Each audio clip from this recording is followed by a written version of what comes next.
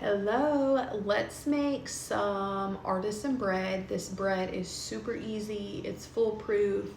You can make a whole artisan loaf, or you can divide them and make bread bowls. I'm gonna do bread bowls for potato soup tonight. So let's get started. So you want 1.5 cup of warm water, and then 2 1/4 teaspoon of yeast. This is a fast acting yeast, and we're gonna give it a mix. We want to make sure that our yeast is mixed well, and it's gonna create a foamy layer on the top. Okay, so once the yeast mixture is nice and bloomed, we are going to go ahead and get a big bowl. You want to put 3 cups and 3/4 of a cup of bread flour. So this is my last cup in here that I need to pour with you guys.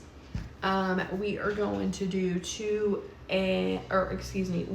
3/4 teaspoon of salt. Right, and now we are gonna just pour the yeast mixture in here. I do not have a dough hook, so we are just gonna use whatever we have. So the really cool thing about this specific artisan loaf is that you can proof it for 1 to 2 hours on your counter, covered up under your oven light or maybe your microwave light. You can also refrigerate the dough to continue to proof that way for up to 24 hours. So I've done it. I'm gonna now use my hands. This is for my family, so I'm sure they're not gonna mind. So I will tell you that when I'm quickly trying to make a dough, and having a bread by dinner time, and I realize that I need another loaf of bread made, that I do just do the 2-hour proof, and it works out great. If I want it to proof more in the refrigerator, get a little more of a yeasty taste, and just kind of trial and error with my proofing, then yeah, I put it in the refrigerator. So today, what I'm personally doing is proofing it on the counter for an hour, and then we're gonna put it in the refrigerator for about 7 hours. Do you have to do that? No. Is it still gonna taste delicious? Yes. So you're just gonna incorporate this really well. It's gonna take about 5, maybe 10 minutes of just really squeezing the flour in. Your dough is going to be kind of shaggy, so just keep on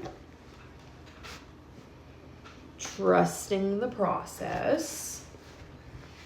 I am using my left hand. I'm usually a righty, but I got a burn on here yesterday cooking some sweet potatoes in the oven.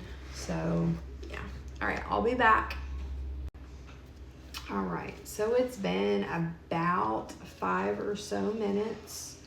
And I am now incorporating my right hand. Just making sure you don't feel none of that crunchy flour in here, that it's all incorporated really well. So you can oil the bottom of your bowl. You can use another bowl if this bowl is too sticky for you. I still have some flour down here, so I'm just gonna let it proof in the same bowl. All right.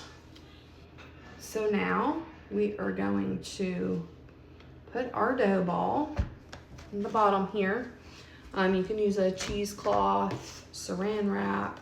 I just put it on like this. I don't push it all the way down, but I just kind of lay it down. I'm gonna put it in my oven, shut it, and have the oven light on.